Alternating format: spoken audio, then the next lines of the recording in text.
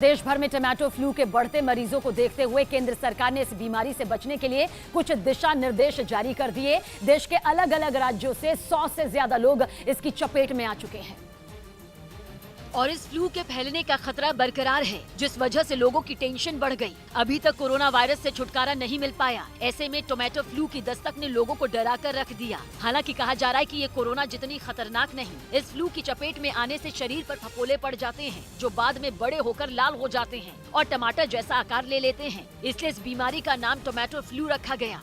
इसे फ्लू कहने के पीछे भी वजह है। इसे फ्लू इसलिए कहते हैं क्योंकि इस बीमारी के लक्षण फ्लू जैसे होते हैं, यानी कि टोमेटो फ्लू की चपेट में आने से तेज बुखार आ सकता है, उल्टी दस्त हो सकती है, गले में खराश और बदन दर्द की शिकायत भी हो सकती है। बच्चे को आइसोलेट कर लेना चाहिए 5 से 7 दिन तक। इन सभी के बीच सबसे ज्यादा चिंता की बात यह है कि इस फ्लू की चपेट में आमतौर पर 10 साल की उम्र से छोटे बच्चे आते दिख रहे हैं, जिनके लिए इन लक्षणों को झेलना अपने आप में एक बड़ी और बेहद चुनौतीपूर्ण माना जा रहा है। हालांकि इम्यूनिटी भी इसमें अहम भूमिका निभाती है और अगर किसी की बीमारियों से लड़ने की क्षमता कमजोर है तो बच्चों के साथ भी बड़े टोमेटो फ्लू के शिकार हो सकते हैं। इस फ्लू की शुरुआत देश में केरल से हुई। 6 मई को केरल के कोल्लम में टोमेटो फ्लू का पहला मरीज मिला था, जिसके बाद देश के अलग अलग राज्यों में इस बीमारी से जूझ रहे बच्चों की संख्या बढ़ती चली गई।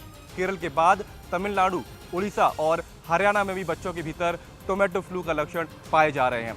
हालांकि डॉक्टरों के मुताबिक ये बीमारी जानलेवा नहीं, लेकिन अगर इसकी चपेट में कोई आ जाए तो केंद्र के दिशा निर्देशों के मुताबिक टोमेटो फ्लू से जूझ रहे मरीज को 1 हफ्ते के लिए आइसोलेट कर देना चाहिए और मरीज को इस बीमारी से बाहर निकालने के अच्छी मात्रा में फ्लूइड देना चाहिए, यानी पानी और जूस। क्योंकि शरीर में फफोले पड़ने से जलन हो सकती है, तो उन्हें खरोचने की बजाय गुनगुने पानी से शरीर पर स्पॉन्ज करना चाहिए और साथ ही साफ सफाई का भी खास ख्याल रखना बेहद जरूरी बताया गया है।